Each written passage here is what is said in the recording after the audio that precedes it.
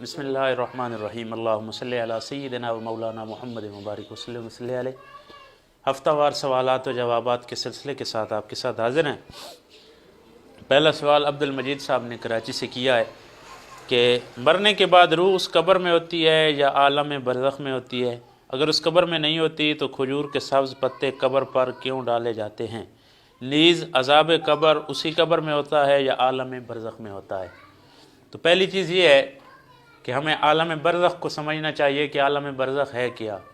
قبر بھی عالم برزخ ہی ہوتا ہے، یعنی یہ الگ جہان ہے اور وہ الگ جہان ہے۔ جس طرح ایک بندہ خواب کے اندر ہوتا ہے، بظاہر وہ زندہ بھی ہوتا ہے، اس دنیا کے اندر ہوتا ہے، لیکن خواب کا ایک الگ ہی جہان ہے۔ وہ صرف وہ دنیا اس کے ذہن کے اندر اور دماغ کے اندر جو چل رہا ہے، اس کے پاس بیٹھا ہوا بندہ اس کے دماغ کی اس کیفیت کو نہیں سمجھتا، کیونکہ وہ خواب میں ایک اور عالم کے اندر ہے۔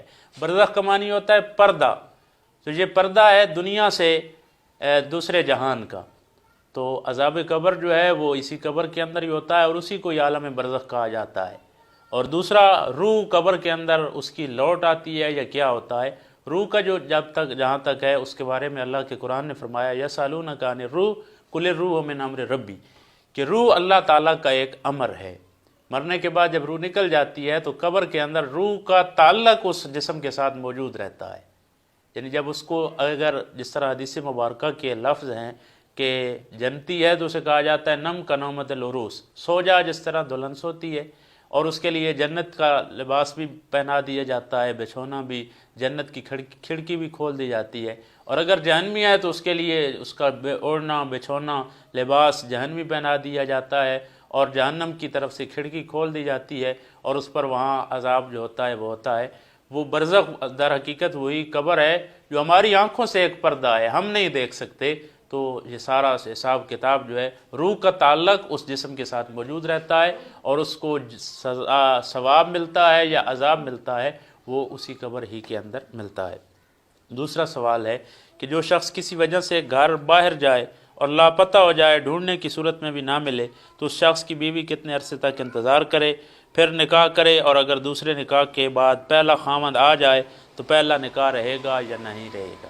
تو یہ سوال کہ اگر بندہ گم ہو جاتا ہے تو اس کی عورت کتنی دیر تک انتظار کرے، اس کے اندر فقہاء کے مختلف مسلک ہیں، ائمہ کرام کے بہت سارے اس کے اندر مذاہب اور ان کا اختلاف موجود ہے، لیکن ہماری تحقیق کے مطابق اور امام اعظم ابو حنیفہ رحمۃ اللہ تعالیٰ علیہ، حنفیوں کی جو تحقیق ہے وہ یہ ہے کہ وہ عورت 4 سال تک انتظار کرے۔ اور اس کی صورت یہ ہے کہ آج اگر اس کا خاوند گم ہوا ہے، اس کو ڈھونڈنے تلاش کرنے کے بعد نہیں ملا، تو وہ عورت عدالت کے اندر رجوع کرے گی اور وہاں درخواست دے گی کہ میرا خاوند گم ہو گیا ہے۔ تو قاضی وقت جو ہے یا اس کے قائم مقام ججز کی صورت کے اندر عدالت کے اندر بیٹھے ہیں، تو وہ پھر گورنمنٹ کو کہیں گی اور گورنمنٹ اس کی تلاش کرے گی اس مرد کی۔ 4 سال کے بعد عورت دوبارہ حاضر ہوگی عدالت، اور قاضی صاحب گورنمنٹ سے اور اپنے اثر رسوخ اور اپنے ماتحتی کے تمام فرائض پورے کریں گے اس کو تلاش کرنے کے بعد جو ہے پھر اس کی رپورٹ پیش کی جائے گی۔ اگر واقعی وہ نہیں مل رہا تو قاضی وقت اس عورت کے خاوند کے قائم مقام ہونے کی حیثیت سے اس کے لیے علیحدگی کا حکم جاری کرے گا، اور اس دن سے پھر اس کی آگے عدت ہوگی 4 ماہ 10 دن۔ وہ پوری کرنے کے بعد پھر وہ عورت آگے نکاح کرے گی۔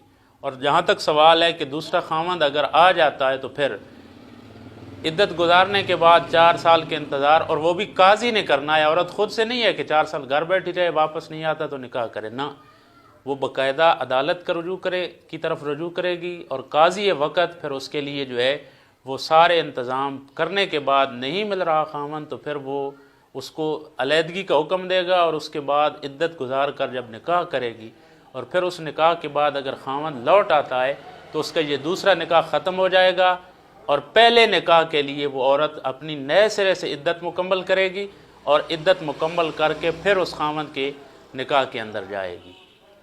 اللہ تعالیٰ ہم سب کو عمل کی توفیق عطا فرمائے۔ آج کے لیے بس اتنا ہی۔ مزید اس کے لیے ہمارے اس کار خیر کے لیے ہم آپ سے تعاون کی بھی درخواست کرتے ہیں کہ اس ویڈیو کو زیادہ سے زیادہ لائک بھی کریں، شیئر کریں، چینل کو سبسکرائب کریں اور لوگوں کو دعوت دیں، وہ نیکی کا پیغام سنیں اور اس کو عام کریں۔ آپ کے لیے بھی صدقہ جاریہ ہے، ہمارے لیے بھی صدقہ جاریہ ہے۔ اللہ تعالیٰ ہم سب کو عمل کی توفیق عطا فرمائے۔ مزید سوالات کے لیے کمنٹ کے اندر آپ اپنا سوال لکھیں گے، اگلے جمعۃ المبارک کو انشاءاللہ آپ کے سوال کا جواب دیا جائے گا۔ تب تک کے لیے اجازت، اپنا بہت زیادہ خیال رکھیں۔ جزاک اللہ۔